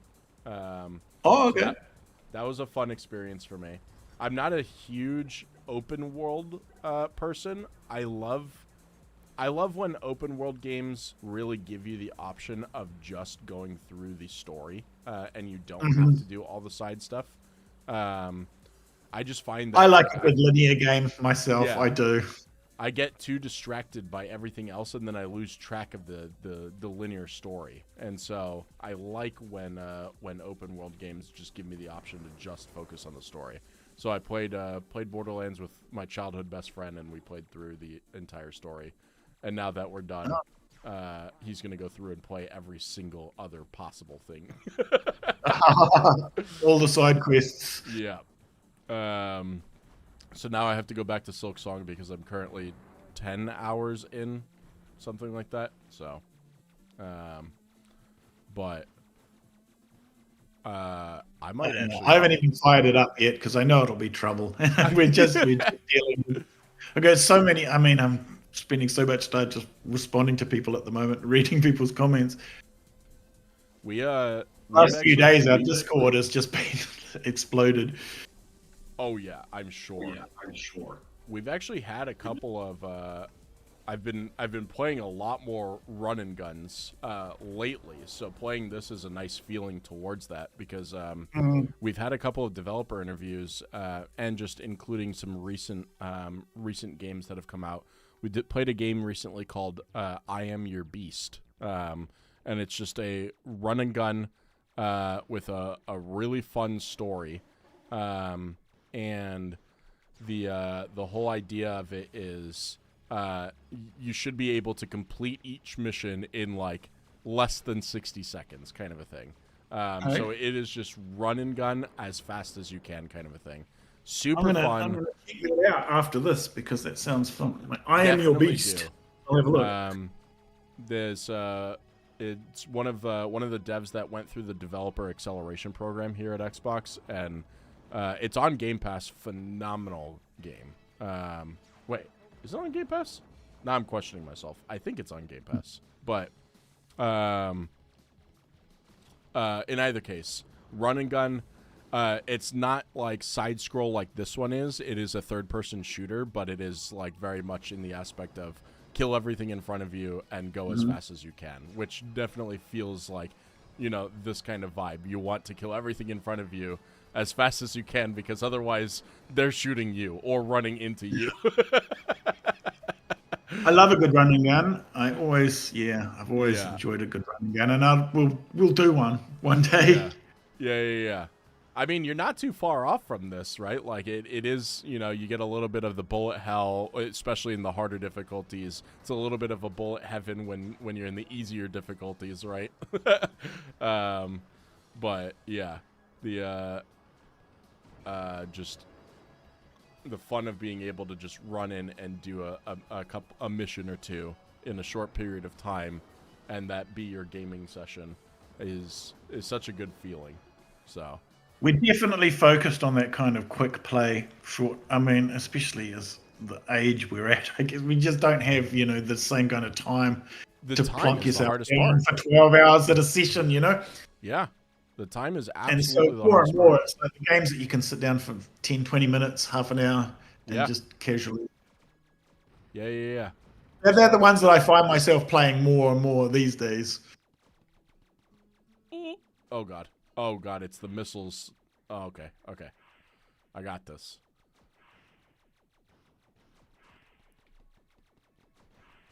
I got that one that was coming from below. Got that one. We're doing good. Power-ups will be flying past up the top if you keep an eye at them every so often. The power-up will go across the top. Hide below. Oh, no. Oh, no.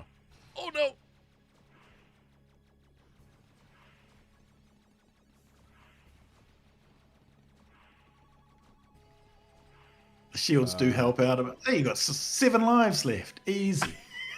Wow, I'm on easy mode, so. Yeah. Do you, I didn't notice. Am I gaining lives for any reason? Yeah, through points. Oh, okay. If you want, see, there's a little bar next to your I saw the bar, but I didn't know what it was associated. It'll fill up as you earn points, and when it fills up, you get an extra life. Got it. Okay. So it's purely score based. There's some extra life pickups in the game as well, but your general life counter it goes up with score. Boom. Okay. I did see a question come up through. It said, does Anthony have a favorite stop-motion film? My personal favorite is Fantastic Mr. Fox. Oh, well, I mean, obviously the Aardman ones made a big impression throughout the years. Like when the first Wallace and Gromit movie came out, I remember seeing that in the theaters. Absolutely, it's a classic. It's actually quite funny. There's a famous. So when I was growing up, I grew up with the original Xbox, and my favorite game was Halo. And at the release of Halo 3, they released a commercial. And I forget what the name of the commercial was. It was a commercial that actually had a name to it. But it was a stop-motion commercial promoting Halo 3, and they did it with all of the action figures. And now if you ever visit the Xbox campuses, they still have all of the original setups for when they were filming it. You can like the sets, the model sets and that? Yeah, they have the model sets, where they were filming the commercial for it. Oh, dang it. I've never seen that commercial. That's cool. I'll have to, when I leave the office today, I'll take a couple photos and post them in the ID at Xbox Discord. But yeah, they're just around campus, and you can find them. I think there's 2 here in my building. I think there's 1 in another, and then there's 1 at 343. But yeah, it was a stop motion commercial with all of the action figures for Halo 3, and it's still by far my favorite commercial that was ever filmed, because it was just so cool seeing a stop motion commercial being used to advertise a video game. It was very, very cool. And then regarding, there was what was that? There was a movie, a stop motion movie. I think it was called Isle of Dogs. Is that right? Oh, yeah, that was another one. Yes, that's another by the same fantastic Mr. Fox. What's his name? His name escapes me. Right, I keep thinking of another filmmaker, but it's not him. It's Wes Anderson. Wes Oh Anderson. yeah.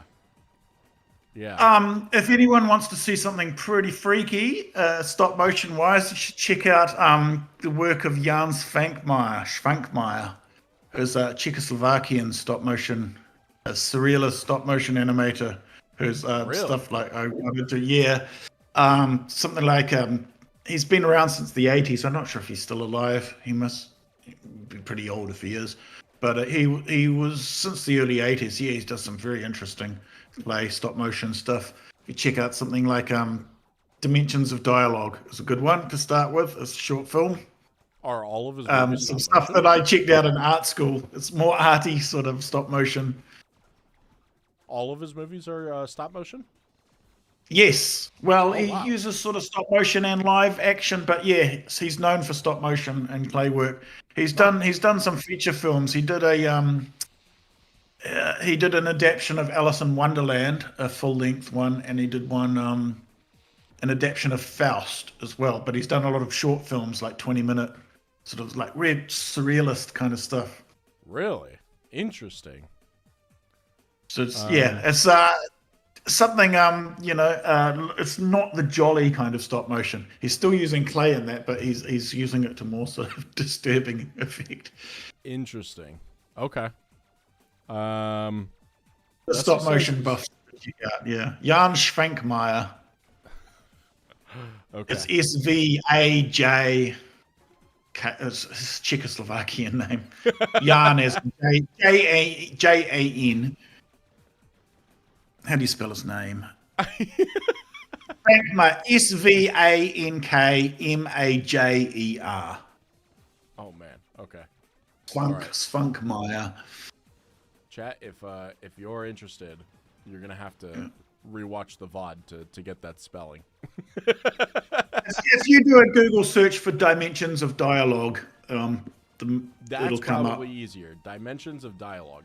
There you go, chat. Yeah, it's quite a famous one. So maybe some people will have seen the big sort of grey clay heads image. Yeah, that's a good one to start with. It's very interesting. It's actually quite. If you like stop motion, it's quite cool how much more difficult World 2 gets from World 1. There's like a dramatic increase in the amount of enemies. It definitely poses a challenge between each world. And like if you need time to practice kind of a thing, you either go back and practice World 1 and start getting a little bit better. Or you're playing through World 2 quite a bit more. I also love how the enemies fly in World 2, that they're flying in like Galaga enemies, where they fly in pattern like droves together. Mm-hmm. Super cool. Good old Galaga. Yeah, there's another one. I spent some time on Galaga in the day. Well, you could tell like the inspiration. Galaga. You can absolutely tell, like right here where the enemies are flying in together like that. That is 100%. It has to be referenced from Galaga, right? Yeah, definitely. I mean, there's no doubt that it was other ones like 1942 and Xevious were probably big influence, even though they're both vertical shooters. A lot of things sort of influence there. Yeah. They were a couple of games that when I first saw Xevious back in 1982, it did make quite an impression on me. Yeah. It was the first game that I ever saw which had like a real style to it. Yeah. That had, like you had these silver spaceships that were flying over this landscape of hills and trees and things. And before that time, video games were just, like Space Invaders and very like primary colors and just very simple. And then Xevious came out and it actually had a visual style. And when I remember as a kid, I saw that and sort of getting my first impression that a video game could have a visual style like a film or something, that could actually have atmosphere. Yeah, absolutely. Oh my god. He, I've learned to stop shooting in this part. yeah. Don't shoot those balloons if you can help it. Oh no. And you want to shoot the with those crates. You want to hit the crate, not the balloon. The crate itself. Yeah. Yeah. If you hit the balloon, they fall down. Oh no. Oh no. Ah! I got pinned. I've actually made this. I've made this section. This is something I did yesterday. I made this section easier on easy. Oh really? I've removed some of the mines. Yeah, it's. I haven't touched it on the higher levels, but that was one of the things that has been adjusted. Just like you make some tweaks between the difficulty levels, you know. Yeah. Because each difficulty level has its own difficulty spikes that need to be sort of massaged. The amount of damage on these big red ships is so cool. I love how much damage is shown on those. That's me sticking it with the end of a pin With and poking a knife at it. I saw a couple questions. Oh, did I? I don't remember if I already asked this. Is there a particular environment that you would like to make for a DLC? A desert environment would be awesome. We have. I already made a desert environment, which is a mod, which is available on ModDB at the moment. So on the PC version, the modding is available now, and there is a desert level that I made. It is an extra. For console, a lot of this stuff will be feeding through in a later patch. We'll be making some of this this modding stuff available to people. You already have a desert environment. You didn't even have to wait for it. Yeah. But yeah, it is really. I mean, I haven't had much of a chance because it was so busy working on just getting the original game redone and remaking everything. But it is actually really fun to just make up new environments and make some models and a scene. And I could just like spend a month or two just going crazy if we do a sequel, DLC, or whatever, making new scenes up. And people in our community are already doing that, making all kinds of different things. That's super cool. Are they making some of these with clay themselves? Some people are trying. And I encourage that. Other people are doing things with like 3D models or drawn stuff. Somebody's doing a mod which is all pixel art, so it's like a that's cool. NES kind of style mod. I bet hand-drawn stuff pairs really well with this game. So that's cool. I did see another question. During my 1cc, I noticed that later on I would struggle to get any lives. Does it depend on how much score you have, or is this something that happens when you're in levels 4 and 5? What happens is that as your score goes up, the amount of score you need to earn a life increases with each life. So the first life is the easiest one to get. So you need like 5,000 points, and then the next one will be like 7,000 and so on. So like every life is a little bit further away than the previous one. So because you're 1cc, you probably had 500,000 points by that time. That's funny. Did Anthony play? Okay, there's a little bit of a spelling. Did Anthony play the Neverhood and Skull Monkeys? Yeah, I played both the Neverhood and Skull Monkeys because I was already interested and I was already doing Claymation at that time. When that came out, I'd already started working on Claymation. So of course, when a Claymation game comes out, I'm going to notice it. So yeah, I played the Neverhood through. I played Skull Monkeys through. The first Claymation game I ever saw was an arcade game by Midway called Trog. I remember that as well. The first time I saw it done, and it's not a particularly memorable game, but the fact that they had used Claymation in the game, as soon as I saw that, I was like, "Oh, I could see myself doing that." That's cool. Let's see. I've seen the bizarre adaptation of Alice in Wonderland, but it's great. The Sphinkmire, yeah. Yeah. And Apex reminded chat saying, time is almost up on us. Any last questions for Anthony? That's true. We are at the 2-hour mark.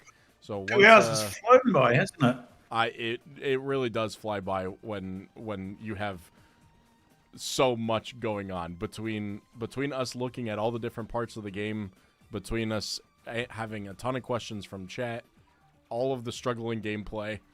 It does fly by so fast. If you shoot out one of those balloons on that safe, it'll rise slower. And if you shoot out the second one, it'll start falling. So that's what you have to do to get that. Yep. Oh, I didn't kill one. I just didn't. All right. Any last questions for Anthony before we close things out, chat? I'm watching you, so I'm dying pretty quickly. I was on No Lives fighting the last boss. It makes a lot of sense how, makes a lot of sense. It's like this. Wanted to know for sure how it worked. Got it. Yeah. For regaining lives. Cool. All right, chat. Well, let's pause there. If you have been watching and you're not quite sure what we're playing, let me go to the main menu here, so that way we can get little screen up there. There we go. We're playing Platypus Reclayed.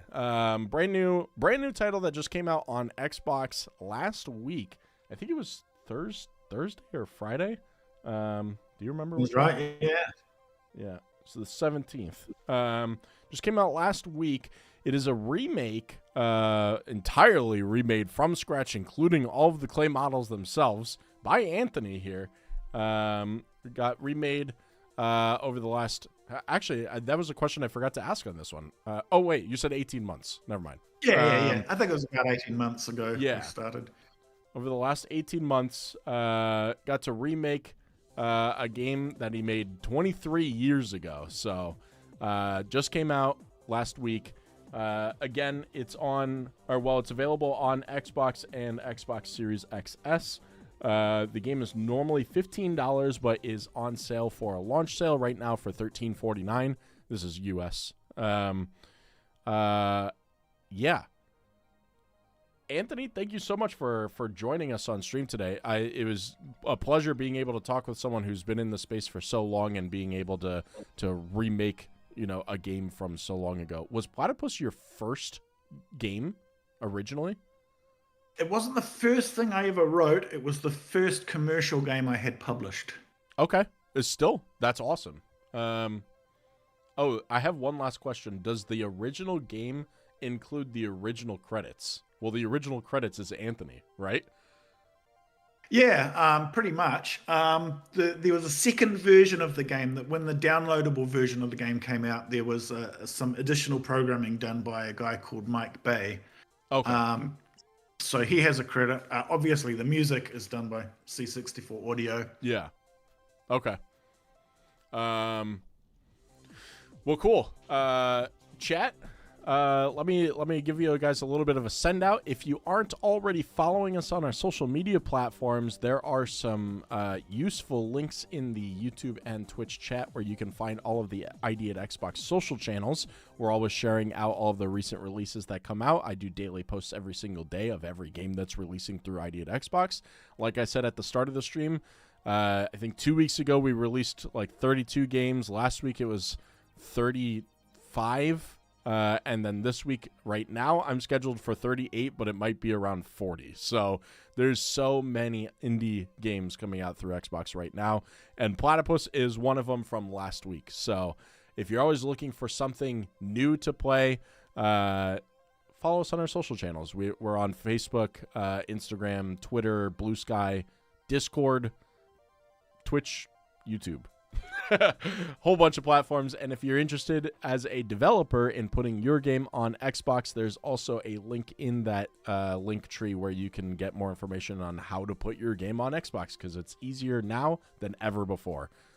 So take a look and see if there's anything there.